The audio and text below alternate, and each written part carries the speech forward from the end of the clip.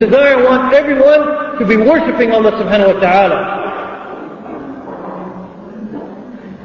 But we must also desire that they worship Allah subhanahu wa ta'ala in the way that is pleasing to Allah subhanahu wa ta'ala. And that will only come about if we give them the real religion of Allah subhanahu wa ta'ala and not compromise and not try to change any of the teachings of Allah subhanahu wa ta'ala. So the interfaith movement, if we're talking about some kind of compromise or something of that nature, if we're talking about somehow accepting them as our brethren and so forth, this is, as I said, completely unacceptable. And it is once again a situation where Muslims are turning away from the Quran and Sunnah and trying to get guidance or trying to benefit from something other than the teaching of the Quran and Sunnah. Now, with respect to the modernist movement, as you see, I've been given kind of two very large topics, so I have to be kind of brief about each one, and I'm trying to be as smooth as I can while moving from one to the other. But now I'm going to jump abruptly back to the modernist movement. The modernist movement now, talking about the situation that is occurring now, actually even this modernist movement, if you study it and if you see where it came from, besides the effect of the colonialism and the effect of the backwardness of the Muslim Ummah and so forth, actually this modernist movement began in Christianity and Judaism. There was a modernist movement in Judaism, there was a modernist movement in Christianity, in Europe, a few centuries ago, and this modernist movement actually is the same, has some of the same principles as the modernist movements among Muslims today. And the basic premise, and in fact if you study, for example, Judaism and Christianity and the history of them in Europe and so forth, you'll understand, why they would turn to the modernist movement and also turn to secularism and so forth. Take the example of Christianity, since we don't have much time. Let us just talk a little bit about the situation of Christianity. Part of the modernist movement developed in Christianity because they found more and more often that the Bible, or what the church was saying in particular, was not consistent with science at that time, with what they considered reality, physical reality and so forth. So they were faced with a dilemma. The dilemma was either deny what they were seeing in front of them and believe the teachings of the church, or reject the teachings of the church and accept what they were seeing in front of them. Some scientists, of course, were very brave, and they refused, of course, to submit to the influence or to the pressures put upon them by the church. However, there was also another approach. There was yet another approach to this question. And that is, the Bible is true, the church is true, modern day science is true, and we want to figure out some way that we can bring these two together. Now Christianity, as opposed to Islam, they're forced in that situation.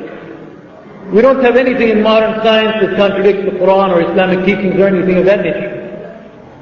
But in Christianity they did, so they were forced to something.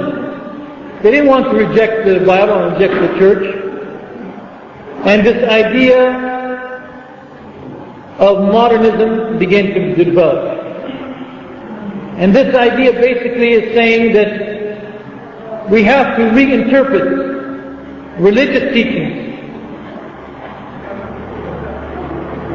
in the light of modern day science and in the light of modern day events. In other words, there's no teaching, there's no principle, even something very clear in the Bible, there is no principle, there's nothing which is really eternally true. And each society, each culture, each people will have to go through the Bible and reinterpret it, no matter how far stretching that reinterpretation is, in order to make it consistent with their culture, their time, and their place. As I said, this is understandable maybe for Christians and Jews, but not for Muslims. One of the recent, one of those, if you want to hear one of those reinterpretations from Christians, I don't know what the situation here is in the UK, but the situation in the United States when it comes to homosexuality. Now homosexuality is almost considered the norm in the United States. I mean, it's getting so bad it's almost to that point. So this is now has forced many Christian preachers, a large number of them in the States, to let us now reevaluate what is the Christian position towards homosexuality. Many of them don't worry even to go to the Bible. They simply say, look, Jesus didn't come to condemn anybody's sexuality. They should be free to do whatever they wish. Some of them are a little bit more clever than that. And they went to the story of Sodom and Gomorrah. The story of the people of Lot, Sodom and Gomorrah in the Bible.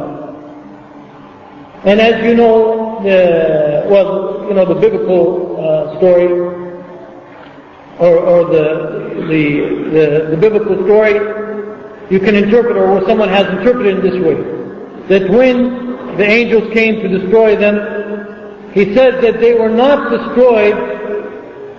One Christian preacher actually said that they were not destroyed because of their homosexuality, but they were destroyed because they were not generous to the guests who had come to them.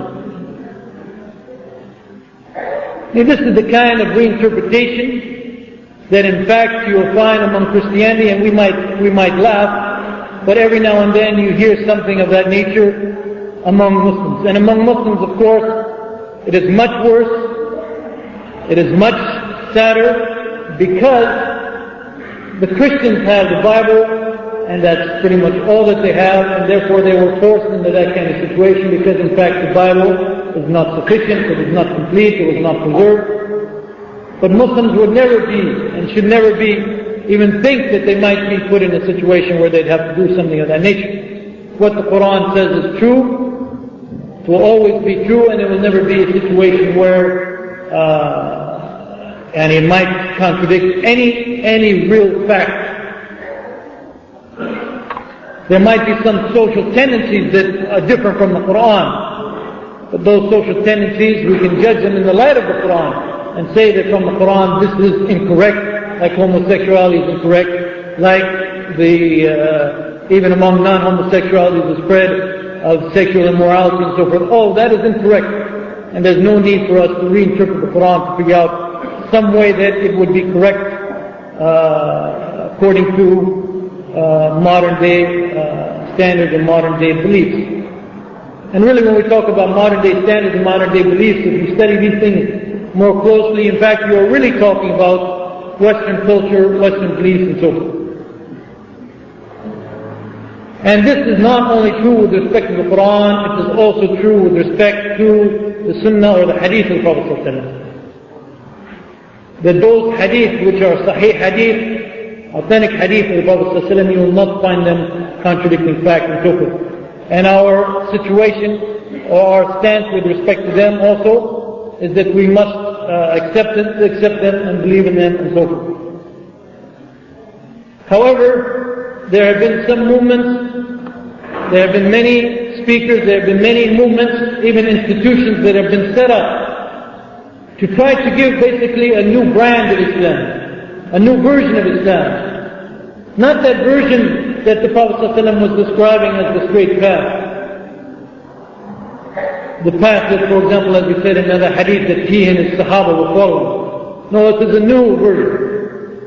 It is a modernist version, in fact, in which we take the Quran and Sunnah and we judge the Quran and Sunnah, or we interpret it solely and strictly in the light of what we see in this world, even if that means we have to distort the meanings of the Quran, even if that means we have to reject hadith which the Muslim Ummah have agreed upon, or Sahih hadith. And inshallah I'll give some examples.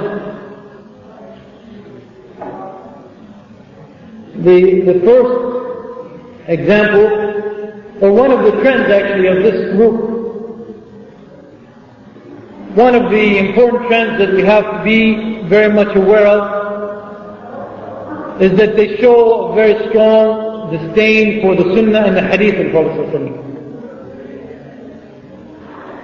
And you have to realize one of the reasons behind this is that, as we all know, the Sunnah of the Prophet Muhammad ﷺ, the teachings of the Prophet Muhammad ﷺ, one of his roles was to explain the Quran and to put the Quran into practice and to show us how to behave as Muslims in the light of the Quran. وَأَنزَلْنَا إِلَيْكَ الذِّكْرَ لِتُبَيِّنَ لِلنَّاسِ مَا نُزِلَ إِلَيْهِ.